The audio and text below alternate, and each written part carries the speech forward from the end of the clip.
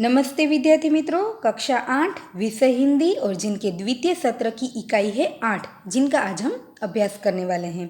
तो उनका नाम है हंसना मना है। इनको सुनते ही यानी उनका शीर्षक देखते ही हमें थोड़ी हंसी उत्पन्न होती है। या तो इनका जो साहित्य प्रकार है वह है चुटकुले। चुटकुले सुनना आप सभी को पसंद होगा। आप सभी लोग कभी ना कभी ऐसे चुटकुले सुनते भी होंगे, अपने मित्रों के साथ भी इनके बारे में चर्चा करते होंगे।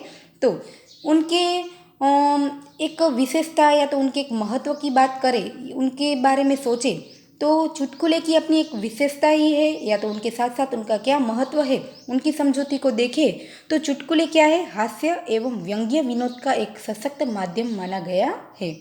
सशक्त यानी श्रेष्ठ और माध्यम यानी उनका साधन। तो चुटकुले सुनने से हंसी तो उत्पन्न होती ही है, साथ साथ वह एक व्यंग्य विनोद, विनोद यानी आनंद और व्यंग्य यानी कटाक्ष, कटाक्षपूर्ण आनंद लेने का भी एक श्रेष्ठ माध्यम माना गया है। तो साथ साथ चुटकुले का प्रमुख गुण यह होता है कि उनका स्वरूप छोटा होता है और उनके सम्मान छोटे छोटे होते हैं। चुटकुले की बात देखें तो चुटकुले का रूप कैसा होता है, बहुत ही छोटा होता है। साथ साथ उनके संबंध जो भी होते हैं वे भी काफ़ी छोटे होते हैं, परंतु इतने छोटे रूप और छोटे छोटे संबंधों के द्वारा भी काफ़ी हंसी उत्पन्न की जा सकती है या तो एक प्रकार का व्यंग्य भी कसा जा सकता है। तो इस प्रकार उनका प्रमुख गुण यह है कि उनका स्वरूप छोटा होता है और उनके संबंध भी छोटे छोटे होते हैं, फिर भी एक प्रकार से हंसी उत्पन्न कराते हैं।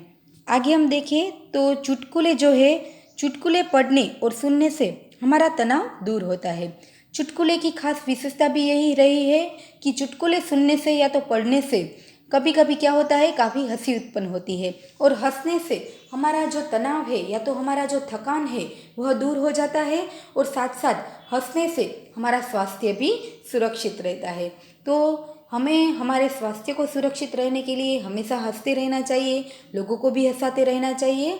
और हम देखें तो ऐसे छोटे छोटे सामान द्वारा भी काफ़ी हंसी उत्पन्न होती है, जिनसे एक प्रकार की हमारे शरीर की हम देखें तो कवायद भी होती है, यानी कि हमारा जो शरीर है वो सुरक्षित रहता है, कई प्रकार के रोग दूर हो जाते हैं और हमारी थकान भी दूर हो जाती है, साथ साथ हमारी चिंताएं भी दूर हो जाती हैं।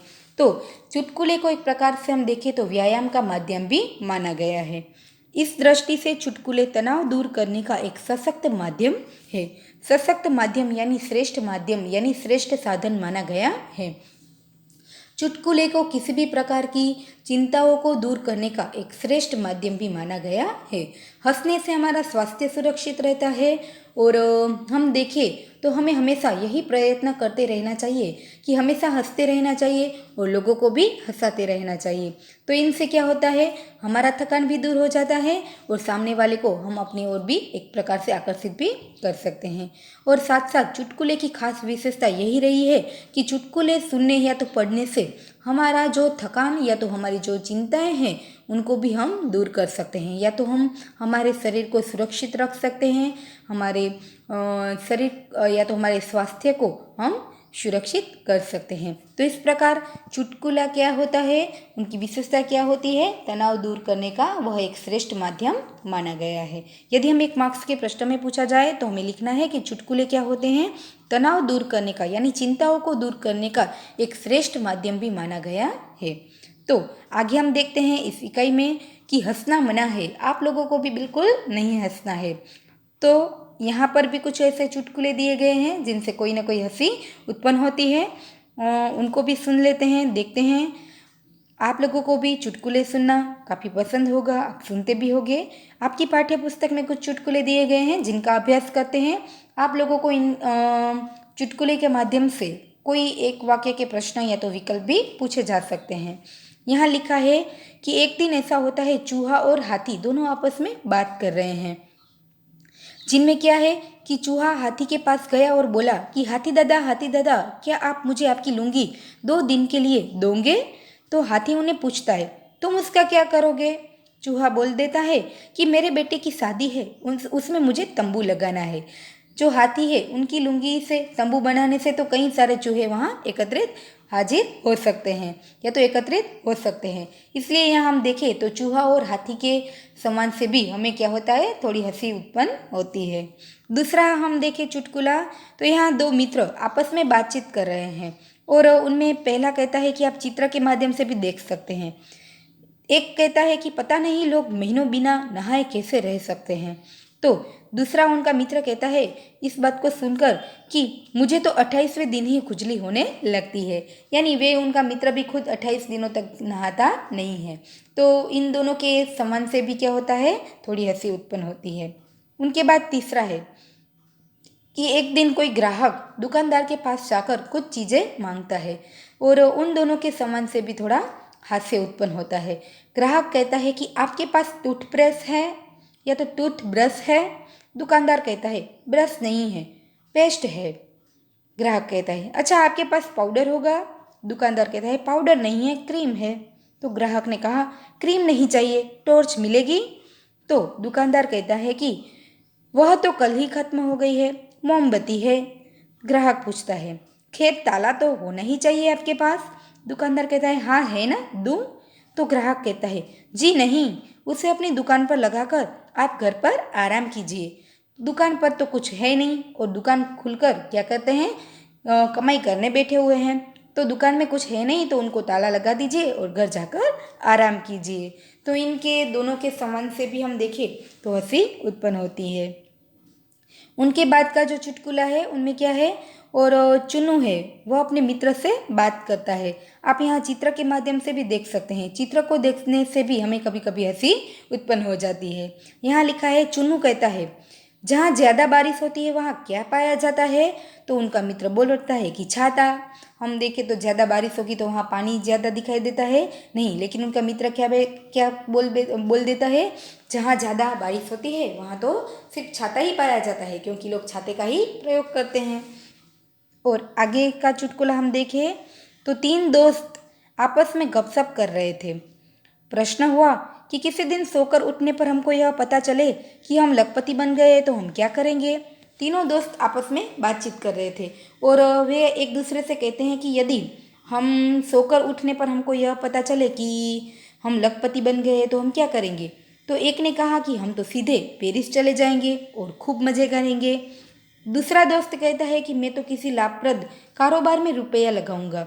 और तीसरा दोस्त कहता है मैं तो फिर सोने की कोशिश करूंगा और जब तक सोता रहूंगा तब तक करोड़पति न बन जाऊं। यानी वह कहता है कि तब तक मैं सोता रहने वाला हूँ जब तक फिर से मैं करोड़पति न बन जाऊं। तो इस प्रकार तीनों दोस्त की बातों से भी हमें थोड़ी हंसी आती है। उनके बाद है कक्षा में एक दिन चर्चा होती है कि जो काल होते हैं, वर्तमान काल, भूतकाल और भविष्य काल क्या होते हैं, यानी काल क्या होते हैं। तो उनके बारे में पूछा गया है कि भूत, वर्तमान और भविष्य से तुम क्या समझते हो। तो एक लड़का जो है वह समझाता है कि जिनसे पूछने वाला भी चक्कर खा जाता है। वो कहता है कि जी मेरे दादाजी भूतकाल है, मेरे पिताजी वर्तमान काल है और मैं उनका भविष्य काल हूँ। तो इन चित्रों के माध्यम से भी आप देख सकते हैं तो हमें हंसी उत्पन्न होती है। उनके बाद है एक नया चुटकुला। तो प्रश्न हुआ कि रेल किराया इतना अधिक बढ़ जाने पर भी यात्रियों की संख्या में वृद्धि क्यों हो रही है, तो इसका कारण बताइए। तो उत्तर यह मिलता है कि इसका कारण यह है कि हर एक आदमी यही सोचता है कि अगले साल किराया और बढ़ जाएगा, इसलिए अभी यात्रा कर ली जाए। और अगले साल और किराया बढ़ गया तो फिर से यात्रा नहीं होगी, तो इस साल यात्रा कर लेते हैं। और आगे का चुटकुला हम देखें तो शिक्षक ने एक छात्र से पूछा। शिक्षक ने सभी छात्रों को घास खाती हुई गाय का चित्र बनाने को कहा था। सभी छात्र चित्र बना रहे थे। कल्पेश ने अपना पन्ना कोरा छोड़ दिया। तो शिक्षक कल्पेश से पूछते हैं कि कल्पेश इस चित्र में घास कहाँ है। तो कल्पेश उत्तर देता है कि घास तो गाय खा गई। तो शिक्षक पूछते हैं अच्छा तो गाय कहाँ है। तो कल्पेश कहता है कि वह तो घास खाकर चली गई, यानी वह आलसी है, चित्र बनाना वह अच्छी तरह से जानता नहीं होगा। तो वे क्या करता है, चुटकुले के माध्यम से अपने शिक्षक को अपनी बात बताता है। आगे का हम देखें तो चुन्नू, फिर से यहाँ चुन्नू उत्पन्न हुआ है। वह क्या कहता है कि मम्मी से ज़्यादा मुझे पापा का चाटा पसंद है। तो उनका मित्र पूछता है ऐसा क्यों। तो चुन्नू कहता है कि क्योंकि पापा प्रति चाटा 5 रुपये देते हैं और मम्मी तो दूसरा चाटा लगा देती है। यानी कि वे कहता है कि नहीं, मुझे पापा का चाटा पसंद है क्योंकि एक बार मारने के बाद वो मुझे फिर से मनाने आते हैं और वे मुझे हर चाटे प्रति चाटे एक बात हम देखें तो वे क्या कहता है कि मेरे पापा तो मुझे प्रति चाटा 5 रुपये देते हैं, इसलिए मुझे पापा की चाटा या तो पापा का जो चाटा है वह ज़्यादा पसंद है। तो विद्यार्थी मित्रों, इस प्रकार आपकी पाठ्यपुस्तक में जो कुछ चुटकुले दिए गए हैं जिनसे हमें थोड़ी हंसी उत्पन्न होती है, तो साथ साथ उनके अभ्यास और स्वाध्याय की बात करें तो यहाँ लिखा है कि हर एक छात्र को कक्षा में मनपसंद चुटकुला सुनाने का मौका दीजिए। आप भी जब अपनी पाठशाला में जाएंगे तो क्या करेंगे, ऐसे एक एक चुटकुले अपने साथ रखेंगे और अपने मित्रों से चर्चा करेंगे। और दूसरा है कि कोई ऐसा प्रसंग सुनाइए जब आप खूब हंसे होंगे। तो विद्यार्थी मित्रों, हमारे जीवन में कभी न कभी ऐसी कोई घटनाएं घटती रहती है जिनसे हम बहुत, या तो हम देखें तो काफ़ी मात्रा में हमें हंसी आई होगी। तो आप लोगों के जीवन में भी कोई ना कोई ऐसे प्रसंग बने हुए होंगे जिनसे आप भी खूब हंसे होंगे। तो आप क्या करेंगे, ऐसे प्रसंगों को आप क्या करेंगे, अपने मित्रों को सुनाएंगे। उनके बाद का तीसरा प्रश्न है कि पाँच पाँच चुटकुले बनाइए और सुनाइए। आपको क्या करना है, आप लोग भी ऐसे 5 चुटकुले इकट्ठा करेंगे और अपनी पाठशाला में अपने मित्रों से उनके बारे में चर्चा करेंगे और साथ मिलकर खूब हंसी मनाएंगे। उनके बाद है स्वाध्याय। स्वाध्याय में दिया गया है कि मातृभाषा में अनुवाद कीजिए। मातृभाषा किसे कहते हैं, तो जो माता से, हमारी माता से हमें जो भाषा सीखने को मिलती है, यानी हमारे मम्मी पापा से हमें जो भाषा सीखने को मिली है वह हमारी मातृभाषा कहलाती है। तो यहाँ पर हम गुजरात में रहते हैं और हमारी मातृभाषा गुजराती है, तो आप क्या करेंगे, इन चुटकुलों का गुजराती में अनुवाद करेंगे। लिखा है कि एक साहब टैक्सी में बैठे और ड्राइवर से बोले, जरा तेज चलो वरना मेरा चित्रहार निकल जाएगा। चित्रहार जो है वह टीवी सीरियल का एक प्रोग्राम है। तो वे क्या करते हैं, साहब टैक्सी में बैठते हैं और अपने ड्राइवर को कहते हैं कि ज़रा तेज़ चलाओ वरना मेरा जो वह प्रोग्राम है, कार्यक्रम है, वह चला जाएगा। तो ड्राइवर बोला कि अगर मैं ज़्यादा तेज़ चला तो कहीं ऐसा ना हो जाए कि आपकी और मेरे चित्रों पर हार चढ़ जाए। यहाँ हम देखें तो इनका आपको क्या करना है, गुजराती में अनुवाद करना है। यानी कि એક દિવસ એવું બને છે કે એક મુસાફર, એક સાહબ ટેક્સીમાં બેઠા હોય છે અને એમના ડ્રાઈવરને કહેતા હોય છે કે તું ગાડી થોડી ઝડપથી ચલાવ, નહીં તો મારું જે ટીવી પ્રોગ્રામ છે એ ચાલ્યું જશે। તો ડ્રાઈવર કહે છે કે જો હું ગાડી ઝડપથી ચલાવીશ તો કદાચ ક્યાંક અકસ્માત થશે તો આપણા બંનેના ચિત્ર પર પણ શું થઈ જશે, હાર ચડી જશે, એટલે કે આપણે બંનેની પણ મૃત્યુ થઈ જશે। तो विद्यार्थी मित्रों, आप क्या करेंगे, पेंसिल से इस प्रकार इनका उत्तर यहाँ पाठ्यपुस्तक में ही लिख देंगे। उनके बाद दूसरा है कि शिक्षक मोहन से पूछते हैं कि मोहन ताजमहल कहाँ पर है। यानी शिक्षके एक छात्र मोहन नामना छात्र ने पूछ्યું कि मोहन ताजमहल क्या है। तो मोहन ने उत्तर दिया, कुछ उत्तर नहीं दिया। तो शिक्षक ने उसे बेंच पर खड़ा कर दिया। मोहन ने बेंच पर खड़े होकर कहा कि साहब यहाँ पर से भी नहीं दिखाई देता है।